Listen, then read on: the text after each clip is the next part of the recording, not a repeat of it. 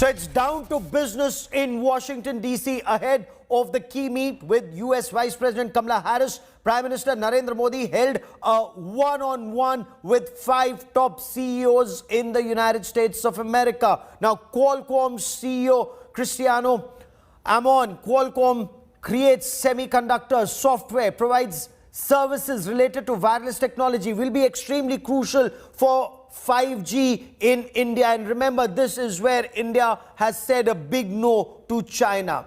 Qualcomm CEO discussed investment opportunities in telecommunication and electronic sector in India with Prime Minister Narendra Modi. Then there was a meeting with Adobe's Shantanu Narayen. Adobe is a software giant and is in talks for a big digital push in India. Prime Minister Narendra Modi also had an interaction with the CEO of First Solar, Mark Widmar. And this was a very interesting meeting. After this meeting, Mark Widmar spoke of changes in India's industrial and trade policy and commitment to long-term climate goals. And he said India is setting an example for other countries to follow. He spoke of India's huge renewable energy target of 450 gigawatts energy by 2030. Now, his meet was followed by Prime Minister's one-on-one with the CEO of General Atomics, Vivek Lall. Remember, India has just come with a new policy on drones. General Atomics is a top military drone maker and could potentially partner with India. Prime Minister Narendra Modi also had an interaction with Stephen Schwarzman, CEO of a leading investment firm, Blackstone, which is planning to expand its operations in India. Let's listen in to what the CEOs had to say after their meeting with the Prime Minister. We talk about many things that are very relevant, I think, to what we think about the future of technology. We talk about the 5G and acceleration of 5G. We're talking about incredible opportunity to advance the industry, not only domestically in India, but India as an export of technology as we think about the digital transformation enabled by 5G combined with the design in India. We talked about was, continued investment in innovation, because he certainly believes that technology is the way to help move things forward. Specifically, we talked about artificial intelligence and what might happen with artificial intelligence. We talked about creativity, the importance of creativity and how media, the ever-changing nature of media. We talked about online and the importance of startups. And in addition to that, we just talked about how, companies like Adobe can do more in India. So it was an outstanding meeting to meet with the Prime Minister individually this morning. So there are a lot of potential areas of collaboration that we are in discussions with. I think writ large, U.S. companies and many of my colleagues at U.S. companies see India as a very promising destination from a two-way standpoint, not only technologies and investments in, but coming back to the U.S. So I think it's a win-win. The policies and reforms that have been put in place by both countries, I think, benefit both countries, and that is why this is a sustainable model. First, it was an honor to have a chance to speak with him. Clearly, with his leadership and what he's done to create a really strong balance between industrial policy as well as trade policy, makes it an ideal opportunity for companies like First Solar to establish manufacturing in India. And his commitment to ensuring domestic capabilities and ensuring his long-term climate goals and objectives with focus on energy independence and security, I think the alignment of what he's trying to accomplish couldn't be better for companies that are looking to manufacture in India. And I think the enablement of an environment that is pro-business is just more opportunity for us to be successful and to help India achieve its climate goals. Well, I had a very good meeting with the Prime Minister. I told him that Blackstone had already invested $60 billion US in assets in India, and over the next 5 years, we're planning another $40 billion of assets. We're one of the 10 largest companies in India. So he expressed his appreciation and talked about the new programs that were going on, including selling assets for the country, which I told him I thought was a very good idea. I quickly want to cut across to India Today's Foreign Affairs editor Geeta Mohan joining us live from Washington, D.C. Geeta, what's the takeaway from these interactions? What's the feedback that you're getting from the Prime Minister's office and the Ministry of External Affairs? How hopeful is India of these talks resulting in something tangible?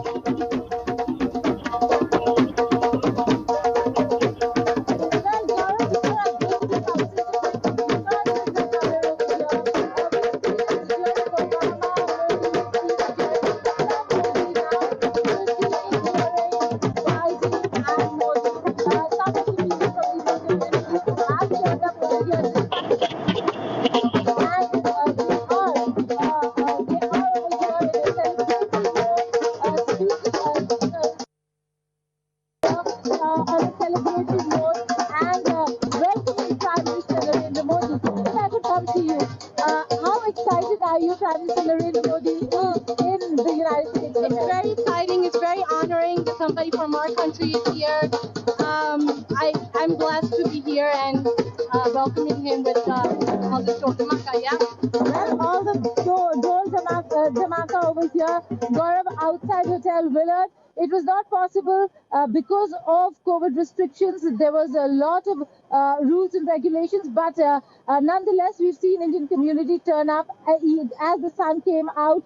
So did they, with all the color and the dholaks that they've brought with them. So it was lovely to see them there. But coming to substance of the conversations that took place between Prime Minister Narendra Modi and the business community. We've been discussing it earlier. It is very clear that there are few sectors that India wants to concentrate on. The entire meeting was based on a one-on-one basis where Prime Minister Narendra Modi met the top 5 CEOs in the United States of America. Yes. 5-minute briefing ahead of the 15-minute, 20-minute conversation that he had with each CEO. And it was a two-way stream where, on the one hand, Prime Minister Narendra Modi spoke about investing in India, but also listens to them on how India can become a more feasible place for them to really look at India as a destination of investment.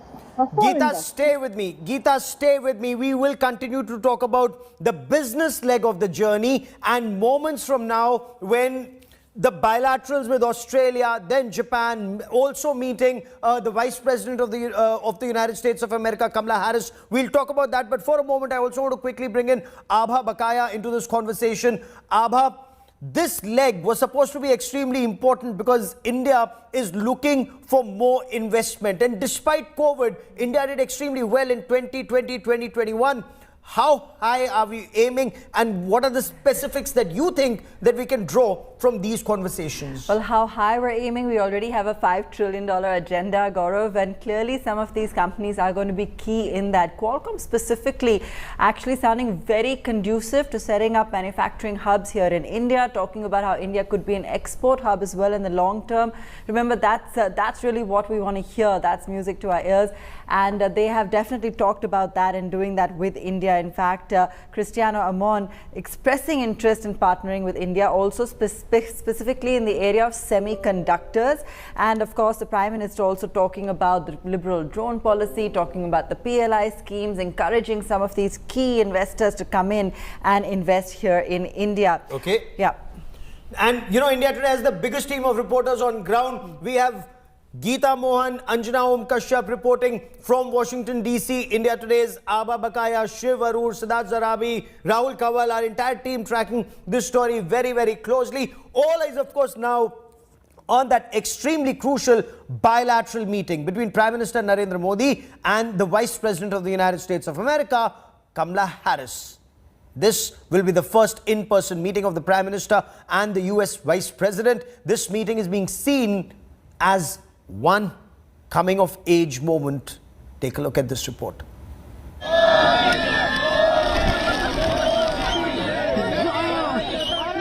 Adoring Indian crowds welcoming the Indian Prime Minister. NRIs and American Desis have always flaunted their affection for Modi. But there's one American of Indian origin with whom Modi hasn't always shared a very warm connect. We're talking about US Vice President Kamala Harris. Just past midnight tonight, India time, Prime Minister Modi will meet the first ever person of Indian origin to be elected Vice President of the United States. The two leaders last spoke on the phone during the peak of the COVID crisis, when Prime Minister Modi thanked her for the support and solidarity from the US government and Indian diaspora. But tonight's meeting in Washington, D.C. brings them face to face for the first time. When Kamala Harris invoked her aunts back in Tamil Nadu during her election campaign, family is my uncles, my aunts, and my chittis. Prime Minister Modi was quick to latch on and say that her victory was a matter of immense pride, not just for her chittis, but also for all Indian Americans. The Indian diaspora quite excited with regards to how the relations have moved forward between India and the United States of America, and that certainly is going to be a topic of discussion between the two countries. But there are areas of concern that could really come up between the two sides. Kamala Harris is known to speak about and be quite vocal of human rights issues, but when it comes to India, she has been rather cautious. With strong left-leaning views, Kamala Harris has been frequently vocal about right-wing politics, including the brand of politics espoused by India's ruling BJP. Vice President Harris has also articulated strong views about Kashmir that don't quite align with the Indian government's.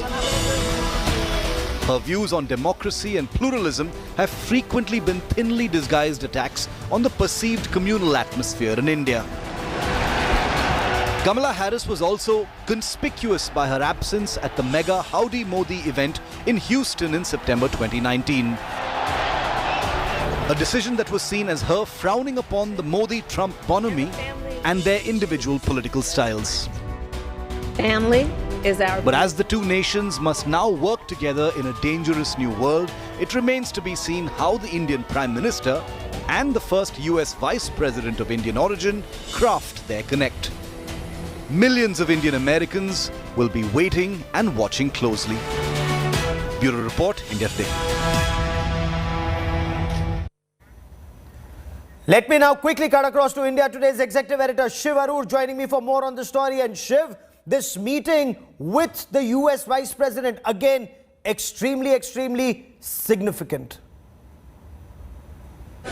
Well, Gaurav, the Modi-Kamala Harris meeting is going to be very interesting because, whenever you see the Prime Minister meeting with another world leader, there's always that element of personal chemistry, bonhomie, camaraderie, body language that you look out for. And, Modi is very much the kind of person who exudes it. We've seen it happen with Obama. We've seen it happen in a huge way with Trump.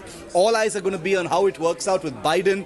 But Kamala Harris is a bit of an interesting character because she's been someone who's frowned upon the kind of brand of politics that Modi's BJP espouses. She's vociferously anti-right-wing.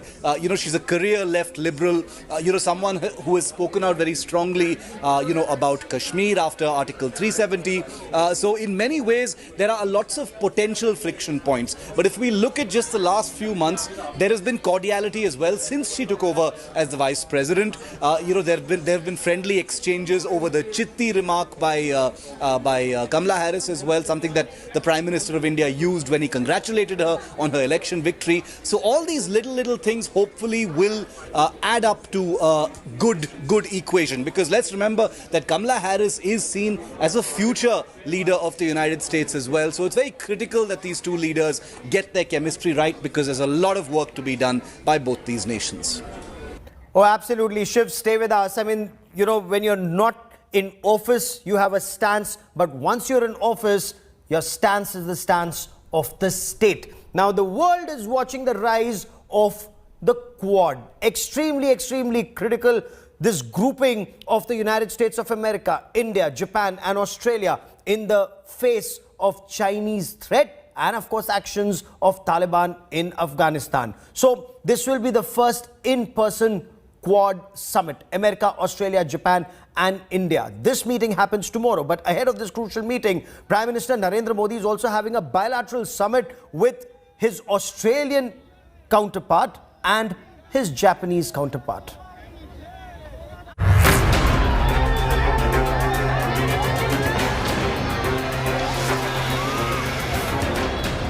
The exclusive club of 4 of the world's top leaders. For the first time, all the Quad leaders sitting across the table. President Biden, Prime Minister Modi, the Australian and Japanese premiers meet on Friday to brainstorm on global and regional issues. The focus is the Indo-Pacific, but the summit being held in an eventful year will discuss the pandemic response, particularly strengthening the vaccine supply chain, along with climate change and education. Primarily, the focus is going to be how to ensure that China and Chinese aggression is contained in the entire Indo-Pacific region. There are many areas that will be covered when it comes to alliances, but also the focus will remain counter-terrorism, post-COVID recovery, is also supply chain resilience. These are very important aspects, but terrorism and the situation in Afghanistan certainly are going to be key. Ahead of the Quad summit, Prime Minister Modi will have one-on-one talks with Australian Prime Minister Scott Morrison and Japanese Prime Minister Yoshihide Suga. And 3 hours before the 4 leaders meet, the Prime Minister will hold his first bilateral meeting with President Biden. The summit in Washington will be closely monitored 11,000 kilometers away in Beijing. The quadrilateral grouping aims at countering the growing Chinese aggression in the Indo-Pacific region. Quad's target is a free and open Indo-Pacific, unconstrained by coercion. It's an informal strategic dialogue between 4 like-minded nations to negate China's expansionism. The first in-person summit of the Quad comes at an important time, with the Indo-Pacific undergoing a geopolitical churn. And with Biden taking the lead in hosting it, the United States is signaling its resolve to defend its interest in the Indo-Pacific. With Geeta Mohan in Washington, D.C., Bureau Report, India Today. Let me once again bring in my colleague Shiv Arur for more on this. Shiv, some may have argued that with AUKUS, with Australia, United Kingdom and the United States having a military alliance for a nuclear submarine, the relevance and importance of Quad may go down. In fact, Quad's significance perhaps is only set to increase. Gaurav, it's impossible to overstate the importance of this Quad meeting. It's the first in-person meeting of the Quad. And remember, it's taken a long while to get to this point. The Quad actually began, let's never forget, back in 2007. It took a long time for it to actually take shape. It was in 2017 that people actually even started talking about the Quad.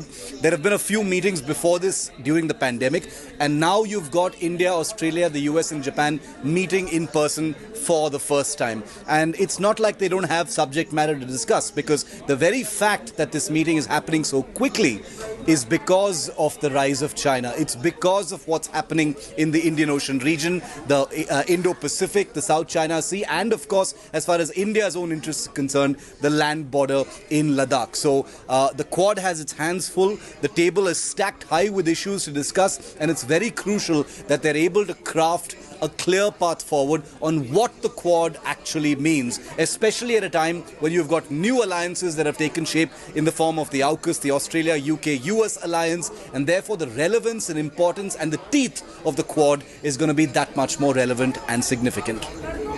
Oh, absolutely. Also, look at the pace with which Quad has escalated or graduated from a senior officer's interaction to a Quad summit level interaction, and the first Quad summit in person going to happen hours from now, and our team will be reporting on that from ground zero. Now, a picture tweeted by Prime Minister Narendra Modi on his way to the United States of America it has actually triggered a political storm of sorts in India. The Prime Minister tweeted, talking about a long flight, saying it's also an opportunity to go through paperwork and some file work. The Congress called it a photo op, releasing a picture of Dr. Manmohan Singh working on a flight. The BJP hit back saying this is Narendra Modi in mission mode.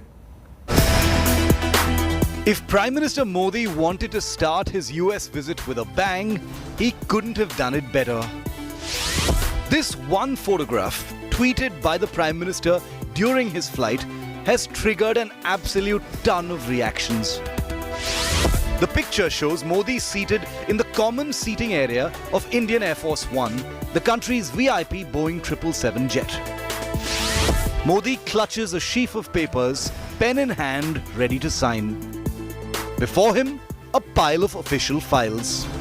And on the seat next to him, a trolley suitcase of the kind millions of travelers use, even with that very familiar little travel lock. Modi tweeted the picture with a seemingly innocuous message. A long flight also means opportunities to go through papers and some file work.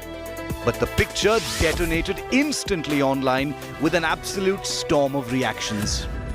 First off the block was this tweet by a prominent former Congress member who declared that Modi wasn't the first Prime Minister to read files on long flights.